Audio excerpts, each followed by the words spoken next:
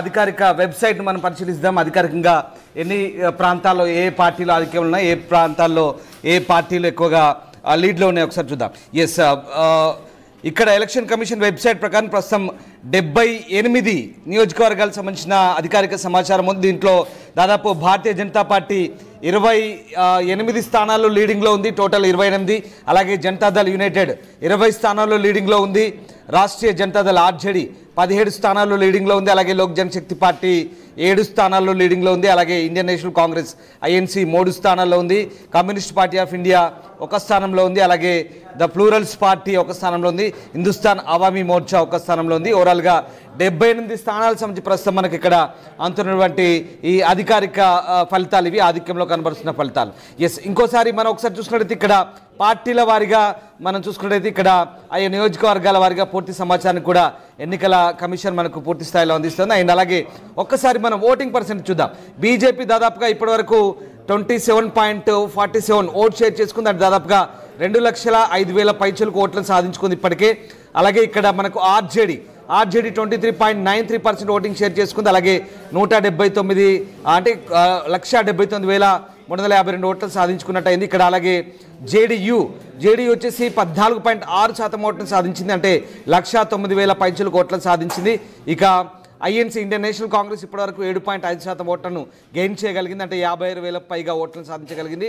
అలాగే ఇంకా చిన్న పార్టీలు లోక్ జనశక్తి పార్టీ, చిరాగ్ పార్టీ ఇది 5.4%. అలాగే ఇక మిగతా నోటాకు వచ్చేసి దాదాపు 1.9%, అంటే చెల్లని ఓట్లు పడ్డాయి. 14,000 ఓట్లు పడ్డాయి ఇప్పటికే, 14,000 పైగా ఓట్లు పడ్డాయి.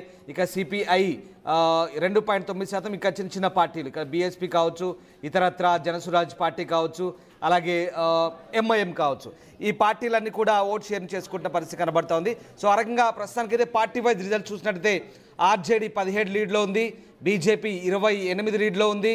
అలాగే లోక్ జనశక్తి పార్టీ 7 లీడ్లో ఉంది, జేడీ జనతాదళ్ నితీష్ పార్టీ 20 లీడ్లో ఉంది, ఇండియన్ నేషనల్ కాంగ్రెస్ 3 లీడ్లో ఉంది. ఈ రకంగా మనకు సిపిఐ 1, అలాగే రైట్ ఇక మిగతా పార్టీలు ఇక్కడ ఈ రకంగా మనకు కనబడుతూ ఉన్నాయి. Very clear. ఇక్కడ బీహార్లో ప్రధానంగా మహిళా ఓటర్లు చాలా కీలకంగా భావిస్తున్నారు. ఎందుకంటే మహిళా ఓటర్లకు సంబంధించి నితీష్ కుమార్ ప్రభుత్వం గత దశాబ్ద కాలంగా అమలు చేస్తున్న విధానాలు ఇక్కడ చాలా కీలకంగా మనకు మారినాయని చెప్పొచ్చు. ఎందుకంటే మరీ ముఖ్యంగా మహిళా ఓటర్లు ఇక్కడ వాళ్ళకు సంబంధించినటువంటి కొన్ని స్కీమ్స్ ఏవైతే ఉన్నాయో మద్యపాన నిషేధం ప్రముఖంగా ఇక్కడ ప్రధాన పాత్ర వహించింది. అలాగే సెల్ఫ్ హెల్ప్ గ్రూప్స్ సంబంధించి కొన్ని జీవికా స్కీమ్ అని పెట్టారు. జీవికా స్కీమ్లో దాదాపుగా చాలా జీరోతో స్టార్ట్ అయిన ఈ స్కీమ్స్ అన్నీ కూడా ఇవాళ ఇన్కమ్ ట్యాక్స్ కట్టే లెవెల్కి వచ్చాయి. అంటే దాదాపుగా ఈ ఎస్హెచ్జీస్ ఏవైతే డ్వాక్రా తరహా స్కీమ్స్ ఏవైతే ఉన్నాయో అక్కడ స్వయం సహాయక బృందాలన్నీ కూడా భారీ స్థాయిలో మంచి మహిళా సాధికారత సాధించుకున్నాయి. దీని మూలంగా బీహార్లో ఇప్పటికే మహిళా ఓటర్లంతా నితీష్ను ఇప్పటికి కూడా అభివృద్ధి చేసే నాయకుడుగానే నమ్ముతున్నారు. ఇప్పటికీ బీహార్కు సమర్థుడైన నాయకుడుగానే నితీష్ కుమార్ను భావిస్తున్నట్టుగా మనకు అర్థమవుతుంది. మహిళా ఓటర్లంతా కూడా ఏకపక్షంగా బీహార్లో నితీష్ కుమార్ వైపు మొగ్గు చూపినట్టుగా కనిపిస్తుంది. అండ్ అలాగే ముఖ్యంగా యూత్ కావచ్చు, నిరుద్యోగులు కావచ్చు, కొంత నితీష్కు వ్యతిరేకంగా వ్యవహరించారు. అలాగే తేజస్వి యాదవ్ను నమ్మినట్టుగా కనిపిస్తుంది ఆర్జేడీ వైపు. ఆ రకంగా కొంతమంది యూత్ అలాగే అన్ఎంప్లాయిడ్ ఎవరైతే ఉన్నారో వాళ్ళంతా కూడా ఆర్జేడీ కాంగ్రెస్ కూటమి వైపు మొగ్గు చూపినట్టు కనబడుతుంది. మొత్తం పైన ఇక్కడ బీహార్లో వచ్చేసి సీమాంచల్ కావచ్చు, అలాగే మిథిలాంచల్ కావచ్చు, భోజ్పురి కావచ్చు, సెంట్రల్ బీహార్ పాట్నా కావచ్చు, గ్రామీణ బీహార్ కావచ్చు, ఆయా ప్రాంతాల్లో ఓటర్లు చాలా కీలకంగా వివరించారు. ఈసారి గతంతో పోలిస్తే చాలా భిన్నంగా ఉంది. ఓటింగ్ పర్సెంట్ చాలా అధికంగా ఉంది. బీహార్కి వచ్చేసి మాత్రం దాదాపుగా 69 పైగా ఓటింగ్ శాతం నమోదైన పరిస్థితి. దీంట్లో ఎక్కువ శాతం ఓవరాల్గా చూసినట్టయితే 71% పైగా మహిళలు ఈసారి ఓటింగ్లో అధికంగా పాల్గొన్నారు. పురుషులు వచ్చేసి 62% పైగా పాల్గొన్నారు. అంటే దాదాపుగా మహిళలకు పురుషులకు 10% పైగా వ్యత్యాసం కనిపిస్తుంది. దీంట్లో మహిళలు చాలా కీలకంగా వ్యవహరించినట్టుగా ఈసారి మనకు కనిపిస్తుంది. సో ఓవరాల్గా మహాగఠబంధన్ అలాగే ఎన్డీఏ కూటమి హోరాహోరీగా పోరాటం చేశాయి. ఈసారి మహాగఠబంధన్ ఆర్జేడీ కాంగ్రెస్కు చావో రేవో అన్నట్టుగా తయారైంది. అన్ని రీజియన్లో బీహార్ అటు నేపాల్ వైపు, ఇటు ఉత్తరం వైపు, అలాగే ఇటు నేను చెప్తున్నట్టుగా సీమాంచల్ వైపు. సీమాంచల్ ఎక్కువగా మైనార్టీల ప్రభావం ఉంటుంది. గతసారి సీమాంచల్లో 6 సీట్లు ఎంఐఎం గెలుచుకుంది. అసదుద్దీన్ ఓవైసీకి సంబంధించినటువంటి ఎంఐఎం పార్టీ గతంలో 6 సీట్లు గెలుచుకుంది. అలాగే గణనీయంగా ఓట్లను చీల్చి ముస్లిం ఓట్లను తన్నుకుపోయింది. ఇక్కడ ఈసారి ఇటు ఆర్జేడీ కూటమి కాంగ్రెస్ కూటమి కూడా సీమాంచల్పై గట్టి నమ్మకం పెట్టుకున్నాయి. అలాగే మిగతా ట్రెడిషనల్ సాంప్రదాయ హిందూ ఓట్లు ఏవైతే ఉన్నాయో అవన్నీ కూడా ఇటు బీజేపీ అలయన్స్ గెయిన్ చేసుకునే అవకాశం కనిపిస్తుంది. మరోవైపు మిగతా ప్రాంతాల్లో మిథిలాంచల్లో అయితే ఏకంగా బీజేపీ కూటమి భారీ మెజార్టీ సాధించే అవకాశం ఉంది. భోజ్పూర్లో కూడా ఏకంగా ఆర్జేడీ బీజేపీ అలాగే జేడీయూ నువ్వా నేనా అన్నట్టుగా కనబడుతున్న పరిస్థితి. మొత్తం మీద బీహార్లో రాజకీయ పరిణామాలు చాలా భిన్నంగా ఉన్నాయి. ఈసారి ఓటింగ్ పర్సెంట్ ఎక్కువ ఉంది. గతంలో ఎన్నడూ లేని విధంగా బీహార్లో దాదాపుగా 10% పైగా ఓటింగ్ నమోదైంది. గతంలో 2015, 2020తో పోల్చుకుంటే ఈసారి చాలా ఎక్కువగానే నమోదైన పరిస్థితి బీహార్ ఓటింగ్ పరిస్థితి. సో ఆ రకంగా చూసుకుంటే కనుక బీహార్లో చాలా కీలకంగా మహిళలు ఈసారి వ్యవహరించినట్టుగా కనబడుతుంది. సో ఓవరాల్గా బీహార్ ఎన్నికల స్ట్రాటజీ చూసుకున్నట్టయితే కనుక హోరాహోరీగా పోరాటాలు చేశారు, ప్రచారాలు నిర్వహించారు. లాలూ ప్రసాద్ యాదవ్ కుమారుడు తేజస్వి ప్రసాద్ అయితే ఈసారి అతని భవిష్యత్తు సంబంధించి చాలా కీలకంగా మారబోతుందని చెప్పాలి.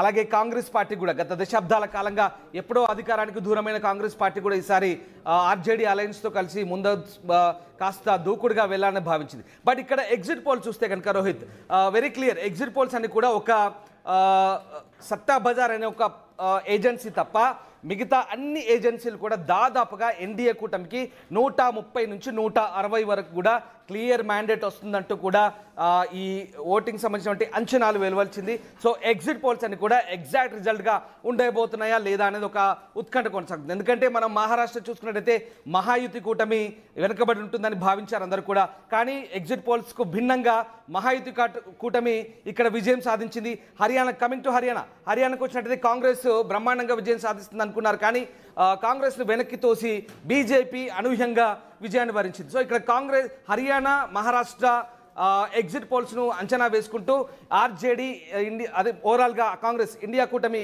ఏం చెప్తుందంటే గత హర్యానా, మహారాష్ట్ర ఎన్నికల ఎగ్జిట్ పోల్స్కు వాటికి ఏమాత్రం సంబంధం లేకుండా భిన్నంగా వచ్చాయి. ఈసారి కూడా బీహార్లో అదే జరగబోతుందనే ధీమాతో నెంబర్స్ చదువుదాం. రామ్దాస్ మీరు కొద్దిసేపు అందుబాటులోనే ఉండండి. ఎస్, ప్రజలు కూడా చాలా ఉత్సాహంగా కామెంట్ చేస్తున్నారు. ఎన్డీఏ అసెంబ్లీలో అడుగు పెడుతుందా, మరోసారి అధికారం చేజిక్కించుకుంటుందా, లేదా కాంగ్రెస్ కూటమి బీహార్లో అసెంబ్లీలో అధికార పార్టీగా అడుగు పెడుతుందా? జూబ్లీ హిల్స్ లో గెలిచేది ఎవరు? నవీన్ యాదవ్ లేదా సునీత? మాగంటి సునీత, నవీన్ యాదవ్, కాంగ్రెసా బీఆర్ఎస్? ఎస్, ప్రజల్లో కూడా ఉత్కంఠ కనిపిస్తుంది. కొన్ని కామెంట్స్ చేస్తున్నారు. ఒక్కసారి నేను కొన్ని కామెంట్స్ చదివి ఆ తర్వాత నేను నెంబర్స్ వినిపిస్తాను. ఎస్, పోతుగంటి అశోక్ కామెంట్ చేశారు నవీన్ యాదవ్ గెలుపు అని, ఎవరు ఆపలేరు అని, కాంగ్రెస్ అని. బీఆర్ఎస్ అని డీజే శివరాక్ కామెంట్ చేశారు. డీజే శివరాక్ బీఆర్ఎస్ అని కామెంట్ చేశారు. రంగనాగరాజ్ బీఆర్ఎస్ పక్కా అని కామెంట్ చేశారు. కారు జోరు అని ప్రిన్స్ చిన్న కామెంట్ చేశారు. బీఆర్ఎస్ అని డీజే శివ కామెంట్ చేస్తున్నారు. ఓకే, మీరు కామెంట్ చేయండి. గణేష్ కామెంట్ చేశారు. 5 నుంచి 6 రౌండ్స్ వచ్చాక తెలుస్తుంది బీఆర్ఎస్ అంటే ఏంటో అని గణేష్ కామెంట్ చేశారు. ఓకే, బీఆర్ఎస్ఆ కాంగ్రెసా? మీ కామెంట్స్ ఏంటి? మెజార్టీ ఎంత అనుకుంటున్నారు? 3వ రౌండ్ కంప్లీట్ అయ్యేసరికి మెజార్టీలో ఎంత మార్పు వస్తుందని తెలుగు రాష్ట్రాల ప్రజలుగా మీరు అనుకుంటున్నారు? మీ కామెంట్స్ చేయండి. ఓటింగ్లో కూడా పాల్గొండి. ఎస్, ఓటింగ్ అడిగాం. ఓటింగ్లో జూబ్లీ హిల్స్లో ఎవరు గెలుస్తారు అంటే కాంగ్రెస్ అని 45% మంది చెప్తున్నారు. బీఆర్ఎస్ అని 52% మంది కామెంట్ చేశారు. బీజేపీ అని కేవలం 3% మంది కామెంట్ చేశారు. ఏంటి వ్యత్యాసం? తెలుగు రాష్ట్రాల ప్రజలుగా మీ అభిప్రాయం? బీఆర్ఎస్ విన్ అని రాజేష్ కామెంట్ చేస్తున్నారు. ఓకే, ఐష్ పవర్ కామెంట్ చేశారు బీఆర్ఎస్ అని. ఓకే, బీఆర్ఎస్ బీజేపీ, బీఆర్ఎస్ కాంగ్రెసా? ఏంటి జూబ్లీస్లో ఏం జరగబోతోంది? మీ కామెంట్స్ ఏంటి? ఓటింగ్లో కూడా పాల్గొండి. ఏకంగా ఇప్పటి వరకు 16,676 మంది ఓట్ చేశారు. అందులో 45% మంది కాంగ్రెస్ అంటున్నారు. కానీ ఫలితాల్లో చూస్తుంటే ఇక్కడ కాంగ్రెస్ తన ఆధిక్యతను కొనసాగిస్తుంది. కామెంట్స్లో బీఆర్ఎస్ పక్కాని కొంతమంది కామెంట్ చేస్తున్నారు. బీజేపీ 3%కే పడిపోవడానికి కారణం ఏంటి? మీ కామెంట్స్ చాలా ఎక్కువ వస్తాయి. తెలుగు రాష్ట్రాల ప్రజలు చాలా ఎక్కువగా కామెంట్ చేస్తున్నారు. ఎస్, నాకు కూడా ఉత్కంఠ పెరిగిపోతుంది. ఎస్, బీఆర్ఎస్ఆ కాంగ్రెసా? బీఆర్ఎస్ఆ బీజేపీయా? కాంగ్రెసా బీజేపీయా? బీజేపీకి వచ్చే ఓట్ షేర్ ఎంత? కాంగ్రెస్కి వచ్చే ఓట్ షేర్ ఎంత? కాంగ్రెస్కి వచ్చే ఓట్లెన్ని? బీఆర్ఎస్ అభ్యర్థికి వచ్చే ఓట్ షేర్ ఎంత? బీఆర్ఎస్ అభ్యర్థికి వచ్చే ఓట్లన్నీ? మెజార్టీ ఎంత ఉండబోతుంది? మీ అభిప్రాయాన్ని కామెంట్ బాక్స్లో తెలియజేయండి. అటు బీహార్ వేడి కూడా చాలా ఎక్కువగా పెరిగిపోతుంది. చూడండి ఒకసారి, బీహార్లో అంచనాలని దాటి, మ్యాజిక్ ఫిగర్ని దాటి, అంచనాలను దాటి నెంబర్స్ వస్తూ ఉన్నాయి. బీజేపీ జేడీయూ కూటమి బీహార్లో స్పష్టమైన ఆధిక్యం తీసుకువెళ్ళిపోతుంది. 122 స్థానాలే మ్యాజిక్ ఫిగర్. 122 స్థానాలు దాటి ఏకంగా ఎన్డీఏ కూటమి బీజేపీ 150 స్థానాలు. ఏమనుకున్నారు? నితీషా మోదీ హవానా? బీహార్లో ఈ ఫలితాలకు కారణం ఏంటో మీరు కమెంట్ బాక్స్లో తెలియచేయండి. కాంగ్రెస్ 87కి పడిపోవడానికి కారణం ఏంటి? ఇది రాహుల్ గాంధీ వైఫల్యమా, తేజస్వి యాదవ్ వైఫల్యమా? మీరేమనుకున్నారు? మీ అభిప్రాయాన్ని కమెంట్ బాక్స్లో తెలియచేయండి. ఎస్, జై వైసీపీ అని కొంతమంది కమెంట్ చేశారు. ఓకే, కాదు, జూబ్లీ హిల్స్లో బీఆర్ఎస్ కారాహస్తమా, కారాహస్తమా, కారాహస్తమా, కమలం పరిస్థితి ఏంటి? కారు హస్తం కమలం, కారు హస్తం కమలం, ఎవరి పరిస్థితి ఏ విధంగా ఉండబోతోంది జూబ్లీ హిల్స్లో? మీ అంచనాన్ని ఒకసారి కమెంట్ చేయండి. నిజానికి నేను చదవలేకపోతున్నాను, కామెంట్స్ వస్తున్నాయి. జనం ఎంత యాక్టివ్గా ఉన్నారో అర్థమవుతుంది. తెలుగు రాష్ట్రాల ప్రజలకి ఈ జూబ్లీ హిల్స్ ఫలితంపై